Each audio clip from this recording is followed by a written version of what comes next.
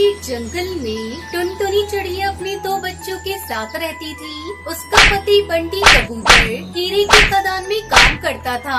एक दिन वो अपनी पत्नी टुनटुनी से कहता है, टुनटुनी, आज मेरी तबीयत कुछ ठीक नहीं लग रही है। आज मैं जल्दी घर आ जाऊंगा।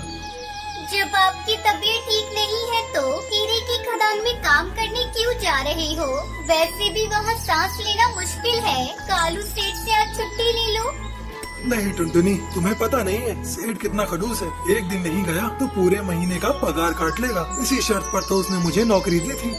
ऐसा कहकर बंटी कबूतर कालू सेठ की हीरे की खदान में काम करने चला जाता है। बंटी कबूतर खदान में जाकर हीरे ढूंढने लगता है और खुदाई करने लगता है। हीरे की खदान में खुदाई करते करते वो बेहोश होकर नीचे गिर जाता है और फिर नहीं उठता।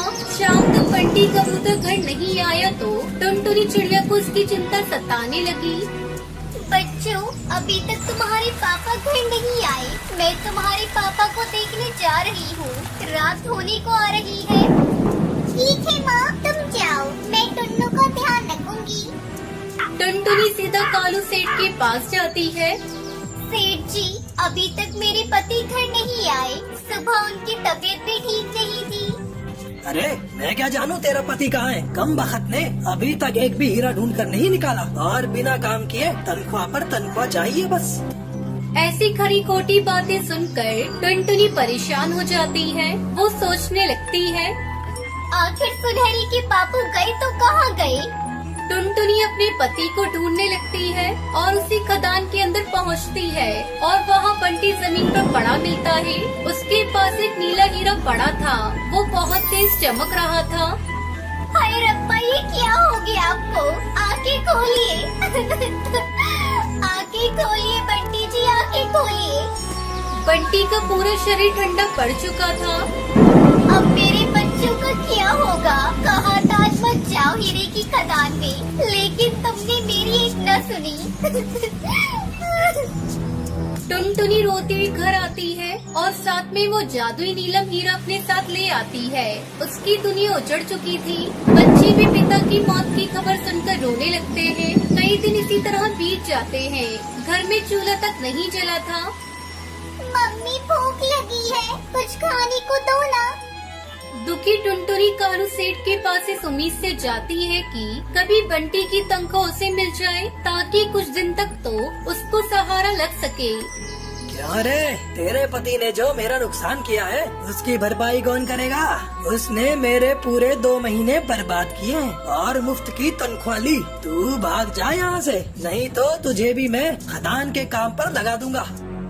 ठीक है सेठ जी, मैं आपकी खदान में काम कर लूंगी, पर मेरे बच्चे कई दिनों से भूखे हैं। कुछ मेरे पति के पैसे मिल जाते तो मैं उन्हें भोजन करवा देती। फिर मैं आपके लिए हीरा खदान में काम कर लूंगी।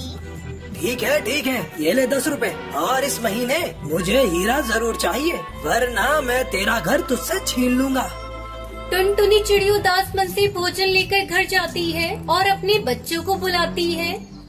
सुनहरी और टुन्नू, जल्दी इधर आओ, मैं तुम लोगों के लिए भोजन लेकर आई हूँ। माँ की आवाज सुनकर बच्चे भागकर बाहर आते हैं। दोनों बच्चे खाना खाने लगते हैं और टुनटुनी की नजर उस चमकीली हीरे पर जाती है। काश हमारी किस्मत भी इस हीरे की तरह चमक जाए। अगर सेठ की खदान में काम नहीं करा तो सेठ हमारा घर भी छीन लेगा। क्या करूँ, कहाँ जाऊँ, किससे मदद मांगू? डर के मारे टुनटुनी कालू सेठ के घर नहीं जाती और उस चमकीले हीरे को अपने आंगन में अपनी पति की याद में मिट्टी में दबा देती है।